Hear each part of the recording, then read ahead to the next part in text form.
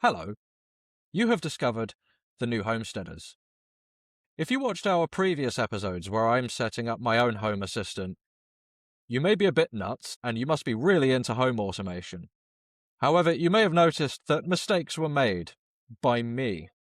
And in today's episode, Akseli and I are going to be discussing possible mistakes that one can make when setting up their smart home.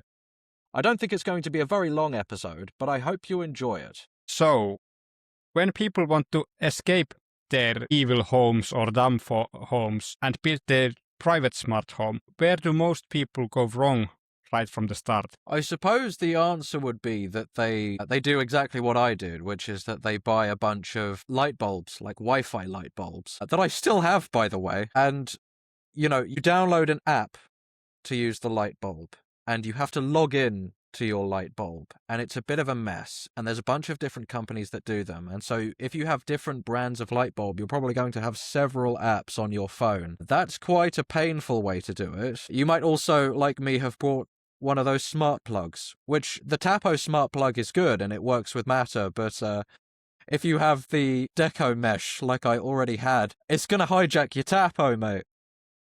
So there's a few. It's still connected to the Deco. I haven't done anything with that yet.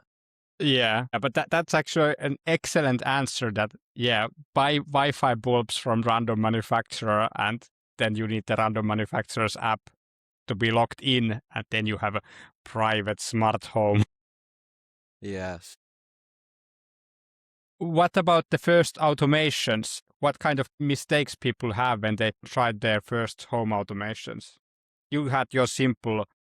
Did you time the automation on your Tapo? Or what brand was your light bulbs, the Wi-Fi? They were Kalex bulbs, which is, they just sell Tuya. It's just Tuya bulbs. And Kalex has just rebranded Tuya bulbs. And the Kalex app is just the Tuya app, but with Kalex on it. Did you do any automation with them? With the light bulbs? No, not yet. I still have yet to configure that romance mode I was talking about, although it's a bit difficult now because I have a mixture of Tuya and, what were they, Govee bulbs? I have a mixture of those, and they respond at different rates. If I do like a whole room thing, maybe this one will go on first and then those others will go on and all of that stuff. It's definitely possible, but it's going to be a bit of a fiddle. And I will get to it eventually. Yeah, the mistake that I did, I was automating too fast, understanding what everything I can do. I remember I had some door sensors, like when you open a door, and then I tried to build automations of like burglary alarm. Oh, yes. Not on my current house, but my previous apartment. And it was more than just like experimenting. But I noticed that there are like much things, like so many parameters that you can change the timing, if anyone is home and stuff like that. I thought, but... I'm transmitting my own brain death to you. For the audience, I'm not feeling particularly well today, so bear with me. I might be a bit slow. Yes. And he's catching it through the 5G waves. Yeah. He's from Britain and I'm in Finland, so definitely coming through. When people buy smart plugs and bulbs, like cheap from AliExpress, or what risks there are if you buy AliExpress stuff? Off the top of my head, that might be a difficult one. I mean, it's possible that the regulatory overhead around the electronics is different, and so they might fail in ways that they otherwise wouldn't if they were in an EU regulated market or something like that. They may, and who knows what else is in those, you know what I mean? There could be some other software in there that you're not aware of that's doing something that wasn't advertised. I mean, I'm just talking, out of my behind, but... That's definitely possible, especially with the Wi-Fi stuff, because you connect them directly to your home Wi-Fi. But the Zigbee stuff, I'm less concerned, at least when I'm living in the middle of the forest, that... But there are, like, AliExpress stuff don't get updated. You don't get any firmware updates. And I was looking through it, and Zigbee 2 has quite many vulnerabilities. So, in theory, if you buy AliExpress door sensors and then you just hope for the best. If it's an IT burglary, he can hack your Zigbee 2 sensors and go inside. And you don't know because you don't get any updates. But I don't see that as a very good argument because nobody is updating their Zigbee firmware. Like I have IKEA stuff and I have never had any updates on my IKEA devices. Wait, hang on a minute. Was I meant to update my Zigbee firmware? No, because there are no Zigbee firmware updates. But the security problem is less with Zigbee than Wi-Fi because Zigbee is local only. So if the device has some alternative software or like it cannot steal info from you because it's local only. So that's I'm less worried about that. Okay, fair enough. I'm Yeah, still buying actually- the AliExpress Zigbee stuff though. Yeah, me too. The price Me is too. so good. Yeah, that's pretty much the fourth question. What's the problem with, or like, what communication protocols do you know are working on the smart home devices and what to choose? Zigbee, Wi-Fi, Matter, radio. Are there any radio stuff? Yeah. Yes, RF. Actually, just a side note, Home Assistant just released in their latest update native RF radio support. Cool. So you can, like, if you have an old RF radio garage door or RF radio weather station, you can just take the info and control your garage door and stuff like that. Cool. That sounds pretty fun. Yeah, I definitely need to, because I have an RF radio weather station, so I now just need an antenna that I can read the info to my Home Assistant. All right. Yeah. Have you heard of Z-Wave? Z-Wave.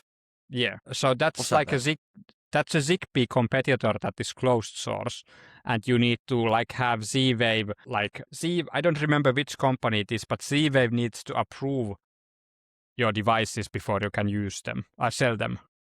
So it's like a closed ecosystem of devices.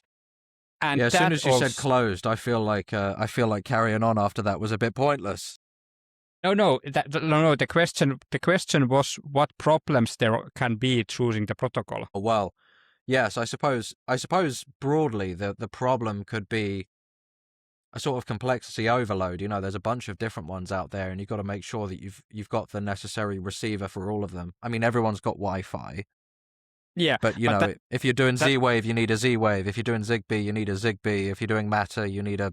Well, there's a few things for Matter. Matter's an application layer, of course, so that works. I shouldn't have even said that as a protocol. It kind of is, but it's application layer. Yeah, we'll count it, yeah.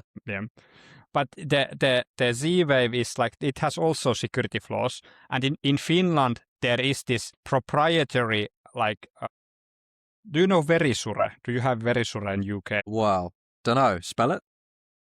Very sure. Very sure. Oh. Is it pink? No. Like, is it a pink logo? No. But like, it's like a proprietary that does burglary alarms and stuff like that you can Windows sensors. Okay. And there are also security flaws on those. And then you don't have any oversight on how secure your systems are because you just need to trust the company. And I hate that kind of mentality. Security by obscurity. Pretty much.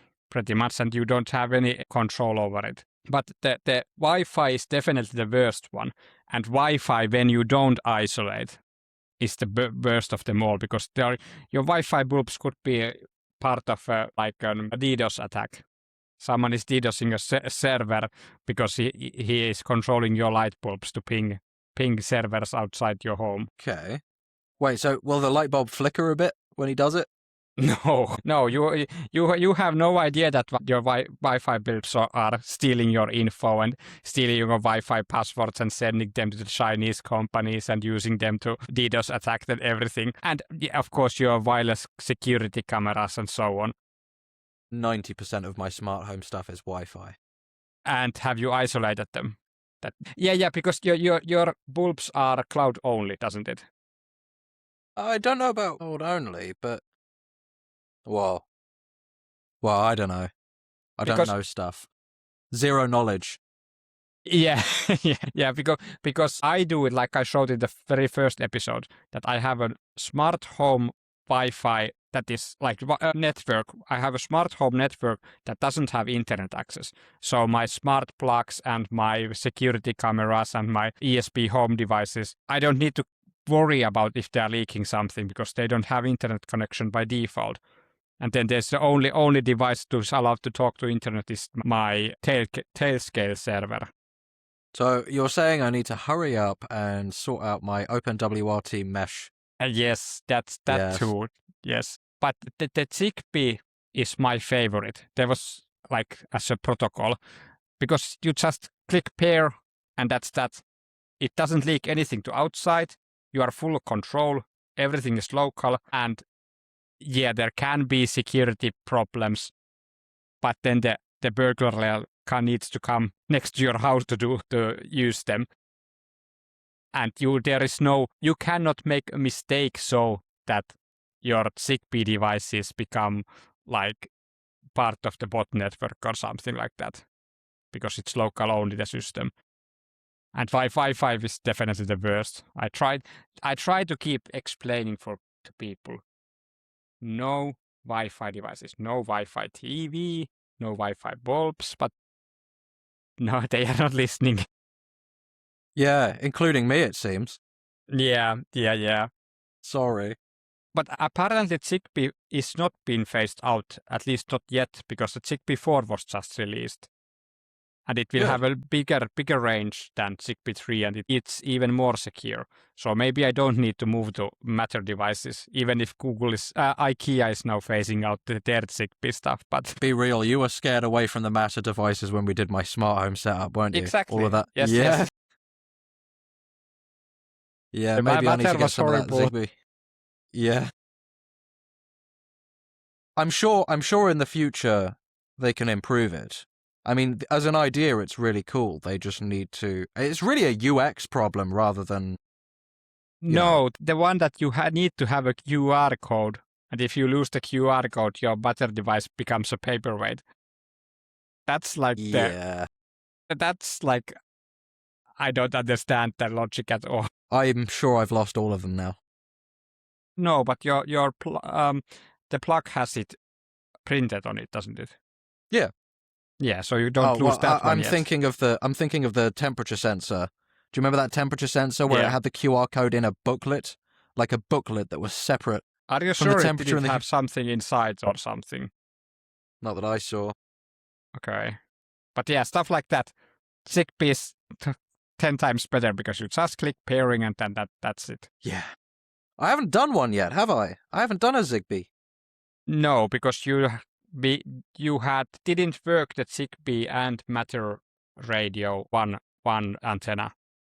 That was the problem, that we tried to use the same antenna as a Zigbee and Matter radio. Just get another antenna though, right? Yeah, yes, then you can have both. Okay. Cool. So, people think that when you just install Home Assistant, then you are private. Why is that not always true? Why Home Assistant itself doesn't mean that you're private? Well, Home Assistant lets you do anything, doesn't it? So you can hook up proprietary things to it. I think you can hook up your Alexa and stuff to it, can't you? Yeah. Yes. Yeah, so just by having Home Assistant doesn't mean you're, super duper secure. Yeah, like it defeats the point if you're... Well, I know many YouTubers who like the Home Assistant, that it can do everything. So they just skip Apple Home and Samsung Smart things, but then they still use it through Alexa and stuff like that, because they can do the automations with the voice assistant so much simpler. But it defeats the point from privacy perspective. And of course, like you, that you can log in to your stupid Wi-Fi bulbs through Home Assistant with the API key, and then the Home Assistant is controlling your spying Wi-Fi bulbs, but you are still sending all the info to them. Yeah, I should clarify. I've got my phone connected to one of them in the bedroom, and I open the app, and it puts a pop-up in front of me to say, please log in, and I close it. It does it again. Please log in. I close it. I close it like 6 times or so. 6 or 7 times, and then it gives up, and then I can just use my bulb. So the app, you have not logged into the app. Have you tried to, if you disable the network from the app? Does it work still? No, because Graphene OS doesn't allow local network like Lineage OS. So it doesn't even see your light bulbs then. That's a bit shit. Yeah. But maybe if you look at, can you hook them up to Home Assistant then if they have some local only functionality? Nah, got to log in for that one. Yeah. Well, what's the biggest single security mistake that people can do when doing their smart home and self-hosting the smart home? Copying me. No. Well, yeah. So, putting Alexa on it? Yes, that's a very big mistake too. But I think the biggest mistake I already mentioned, that you don't isolate your devices from your home network. Well, yeah. So just expose that to the whole world. Yeah, just like Liam does. Yeah, your Tapo security cameras are free to be watched by anybody on the internet, and no security on them. Yep. So make a separate network for your smart home stuff and don't allow anything to talk to outside. No inside and no outside connection. I'll get that OpenWRT thing set up eventually. Yeah. Eventually. Need to get some more of them. You know that special little thing I got? The Mango? Yeah, the small one. It in an episode, yeah. But is that OpenWRT like pre-installed? Yeah. Yeah, I think it is anyway. You can just start with that one. Yeah. Should people buy a pre-built smart home, like IKEA Smart Hub, or what is it called? Or should they like build everything themselves? Remind me what IKEA does for pre-built smart. Like it's the Home Assistant, the brain of your smart home is like the IKEA box or the Samsung box or the Lidl box or anything like that. That replaces smart Home Assistant. And of course, there are off-the-shelf Home Assistant, like the Home Assistant Green and Home Assistant Blue, what the Home Assistant is selling, that you buy a box and it has reset button and it's running Home Assistant. Yeah, I'd be more partial towards that. Yeah. To the Home Assistant one. I don't know about what IKEA does. I would imagine it's all proprietary and stuff, wouldn't it be? Yeah, of course it's proprietary, yeah. Yeah, don't want that. I want the Home Assistant box. Yeah, and the biggest like is that it should not be a smart home where you need to log in to the smart home itself with some cloud account. Do you know OpenHub? Just a side note. Did I remember the name? I correctly? remember something to do with that. I think I installed it on my computer years ago and just played with it for a minute, but I can't remember what it does. Yeah, OpenHub is like an Home Assistant competitor that is a lot slower developed. Okay. You're really selling it. Yeah, I don't know enough about OpenHub, but OpenHub is like one of those Home Assistant that you can install yourself on anything you like. But yeah, What's the big difference though? Was it that it's more than just smart home? It could be smart greenhouse or something like that. Well, the Home Assistant can just as well be your smart greenhouse. Yeah, true. I think that it was just like a competitive, like everything is always like has multiple different open source projects, like Debian and Fedora and so on. So OpenHub is just a different implementation of local home open source Home Assistant, like smart home. Is there anything that it does that's quite unique and cool that either Home Assistant doesn't do, or? Well, it's developed more slowly, so it's like the Debian of smart homes. That Okay. everything moves slower, but if I have I have not had any problems with Home Assistant for years, so I cannot say that it's more stable than Home Assistant. But that's also one option. What expensive mistakes people do when they're doing their first smart homes? Well, I don't know. I would imagine just buying loads of stuff all at once without realizing up front whether or not it connects well. Like, it's probably better to just buy a piece at a time, wouldn't it not? Yeah. Yes, my friend bought a 300 euro smart Wi-Fi like home lock, and then he was then not interested to implementing it. Yeah. So buying too much and then the interest is running out and stuff like that. But Yeah. also buying from Samsung. Samsung is a good example of that. Everything just becomes a paperweight when Samsung drops the support. That Google is dropping support all the time for their was it Google Nest? Like Google has been dropping support for so many products. I don't remember Google Yeah, Nest. It I rings a bell. Yeah, but like it was some smart screen that sits on your desk or something like that. But like you will always, for eternity, have the risk of the company not supporting it and then it becoming a paperweight. And Yeah. definitely never do it with the brain of your whole system. Like the Home Assistant will be always supported, but you don't know when Samsung Smart Things drop support. Yeah, I feel bad for those people that bought Google Glass. Yeah. Do you remember Google Glass? I saw a video of a guy that got one, and it was actually really cool. Like, you could look up at the night sky, and it would do, like, star maps and stuff like that. I want the Google Glass, Yeah. but not connected to anything. Exactly. What would be the correct order when starting to buy your smart home stuff? I'd say start with bulbs, because Yeah. bulbs is an easy one, isn't it? Yeah. You just screw it in and, well, it depends. I mean, assuming you've isolated your network, which I didn't, you could get a router, put some light bulbs in. If you're feeling a bit fancy, after that, you get yourself a little Zigbee dongle. Yeah. But yeah, one at a time. And don't start with your your front door lock. Yeah. You 300 euros, you said that was? Yeah. And then I think it's still sitting on his table or something. Pain. Yeah, and only start like slowly with the automations. That first get to use that, it is a nice button. It turns my lights on and off. And then the automations. Oh yeah, we've never had those before.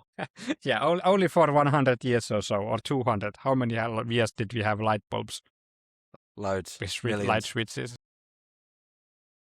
What's the most, if you could give only one rule for people to follow when buying smart home stuff, what would it be? Don't copy me.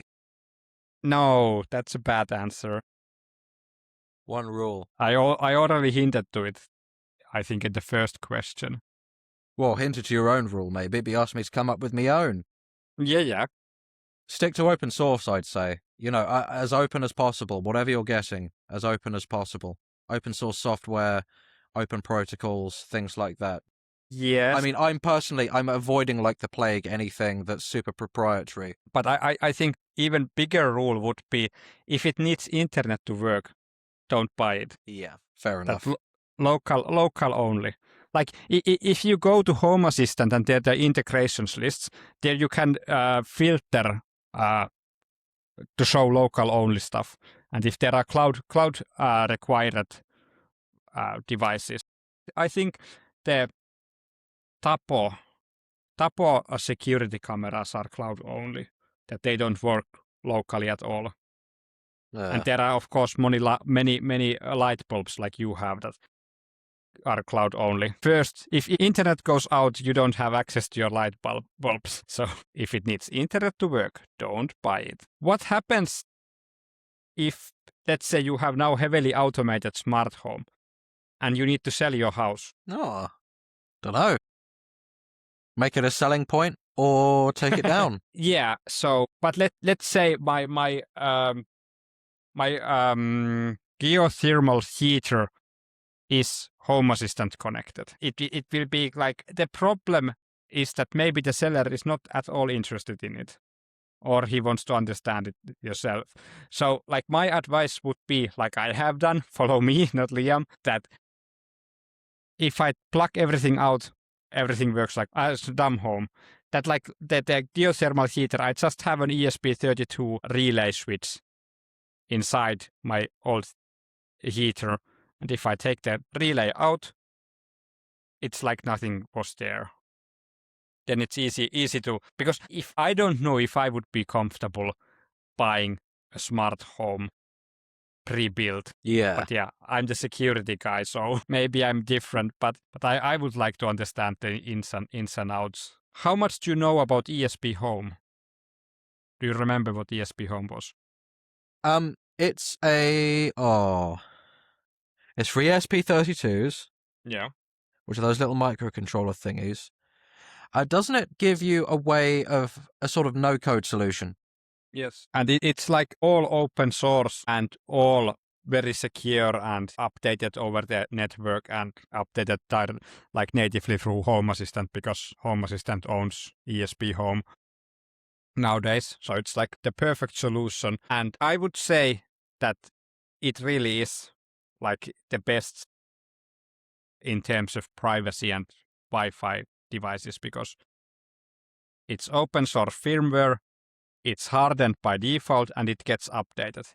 It's actually nagging. My geothermal heater ESP32 is so old that it didn't have the over-the-air update functionality yet. So Home Assistant keeps saying me that I need to update it, but I cannot do it over the air. So I need to plug it out from my heater and then update it manually. But then after that, it should work. Like when I click Home Assistant update, it updates that one too. So you don't have the problem with running old firmware and everything being vulnerable. That being said, I was reading about how vulnerable VPA2. Do you know VPA2? No. So VPA2 is the protocol where you sign into your Wait. Yeah, click a You button. click button on, like you click a button on the router and one on the device you got. Is that what it was? No, that you put your password to your Wi-Fi password to your device. It's the handshake between. Oh, okay. Yeah, sorry audience, I'm dying out here, man. VPA2 is Wi-Fi Protected Access version 2 and wireless security protocol introduced in 2004, so 22 years ago, that secures the Wi-Fi networks. So, like if you look at your deco, like 99% sure has a security method VPA2/VPA3, and VPA2 is trivially simple to hack. So if you have a VPA2 light bulbs, anyone on your neighborhood can hack your Wi-Fi password. I got a slight feeling that's all of my light bulbs.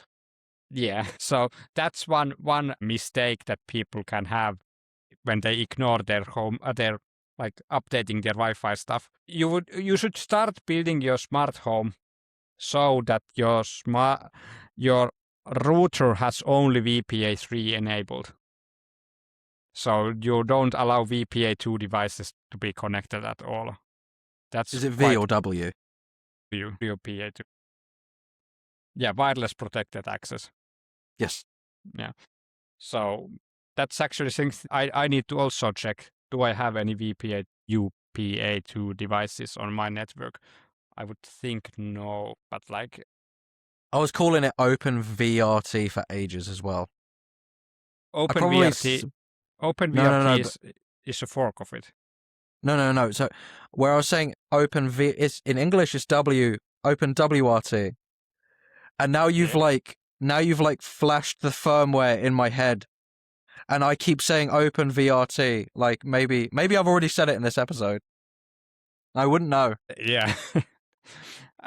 Yeah, that's pretty much the question that I had next, that how big of mistake it is to ignore your firmware updates. But of course, your Wi-Fi bulbs don't have any firmware updates, so they don't have any security updates and so on. But there is a good example that like any device running WPA2 will expose your Wi-Fi password to anyone who wants to see it. You can carry on saying VPA2, it's charming. Okay. to can get access to your whole network. And if you have your smart home isolated, then nothing that bad will happen. Then they will only see your TV info and what you are watching and so on. One mistake, or what's what do you think of having too many battery-powered Zigbee devices?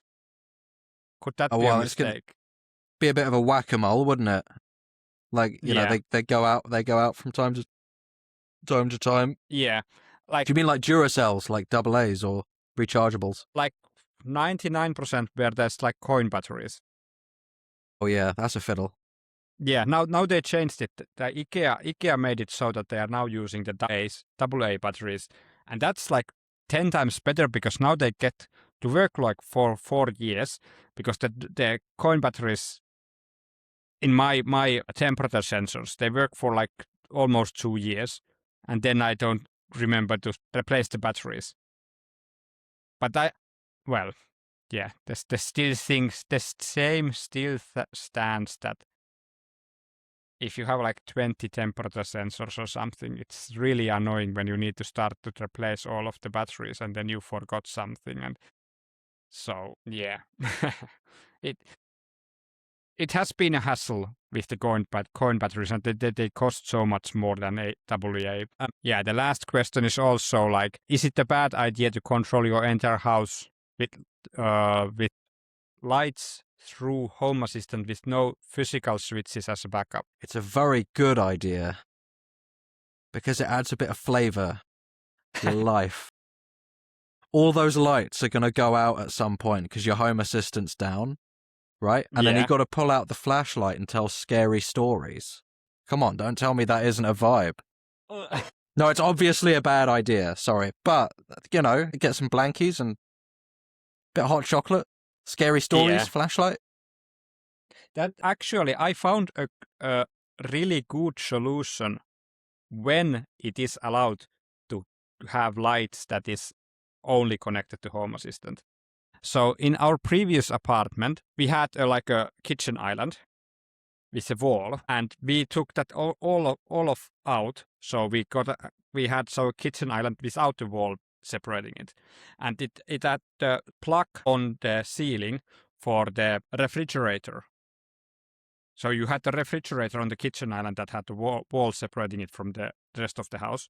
So we took that away. So now we just had a random plug on the ceiling, Yeah. and it didn't have any light switches or so, because of course it's just meant for the refrigerator being always on. But then we changed it so that we connected like a lamp into the plug on the ceiling. Now you have a lamp on top of your island, but you don't have any way to control it, and you don't want to pay any electrician to make a separate switch on the wall for that outlet. So we just plugged it one IKEA bulb and one IKEA switch on the wall. And now you can control the lamp on the kitchen island that doesn't have a physical switch. So you new homesteaded all the way to just having a light with a switch on the wall. Yeah, yes, yes, because it didn't have a switch. that, Bravo. that's I really rate it. that's 10 a out of use 10. case, yeah, when you are allowed to do it like that. But otherwise, yeah. And well, there are those cases like, do your kids, like my kids, when the light is too low in their kids' room, that we put the light dim in the evening, and then when they want it to more bright, or like next day, they will keep just smashing the what is it called, the switch, so long that the Zigbee resets itself, and then it goes max brightness. Yep, been there. Yep, they do that. Well, the little one does that. Yeah, I don't know what solution there would be to stuff like that. Yeah, take the bulb out. Then Well, they can just sit in the dark. Well, if they are like, they don't want to sleep, and then that's one option that we don't do, but that's not related to the smart home. But it's really annoying that, hey, why I cannot turn my brightness down to the kids' room, and that, yeah, it says not connected in Home Assistant. Yeah, regarding the pairing thing, I really reckon that there should be some way of doing it without the switching it on and off thing.